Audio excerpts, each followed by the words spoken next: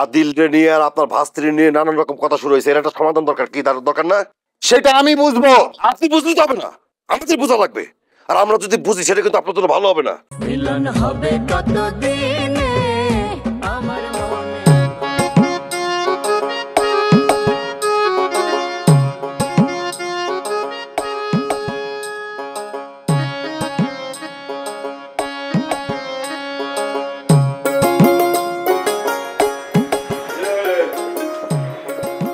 নমস্কার। কি দেখতেছেন?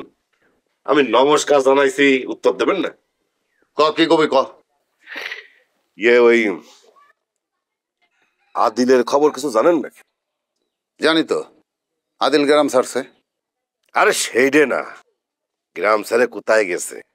হ্যাঁ, আদিলের সাথে তো আমার আপনার ভাস্তি ঘুটুর মুটুর সম্পর্ক, মানে একটু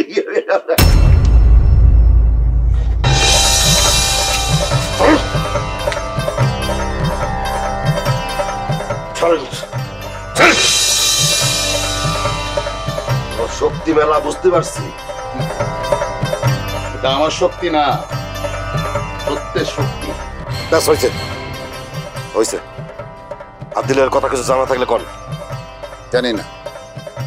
ঠিক আছে, আমি আপনার ভাস্তির কাছে যাচ্ছি। এই খবরদার, উর্মিলার সাথে তোর কোনো কাজ নেই। আরে অসুবিধা নেই, আমি আদিল না, আপনার ভাস্তির কোনো ক্ষতি হবে না। আমি তো তোরে যাইতে না করছি, তারপর আবার কথা বাড়াস কেন?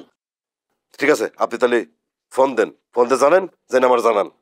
আরে আমার তো মোবাইল ফোন নাই। এই জামানায় মোবাইল থাকবেন এটা কোনো কথা? একটা মোবাইল রাখবেন না? এই শোন, উর্মিলা আদিলের কোনো খবর টবর জানে? কেউ যদি জানে থাকে তাহলে ওই উর্মিলাই জানে। এই তোর কথা শেষ হয়েছে? কথা শেষ হয়ে থাকলে যা। কথা শেষ হয়নি, কথা কেবল শুরু।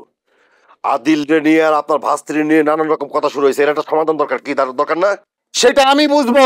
আপনি বুঝতে হবে না, আমাদের বোঝা লাগবে। আর আমরা যদি বুঝি সেটা কিন্তু আপনার জন্য ভালো হবে না। ভালো হয়তো আপনি বোঝেন, আদিল কিন্তু শাহরুখ খানও না, আর আপনার ভাস্তি গৌরী খানও না। কি বুঝাইতে পারছি নাকি পারি নাই? ওরা মানুষ। ব্যাস হয়েছে, ওরা কিন্তু কাকা সামাল দিতে পারবেন না।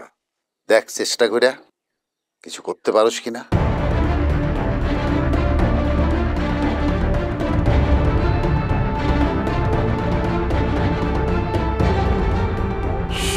আর বইরা এত শক্তি কোন জায়গা থেকে পাইছে? হোমিওপ্যাথি খায় নাকি? দাঁত মনে একটা নড়ে গেল।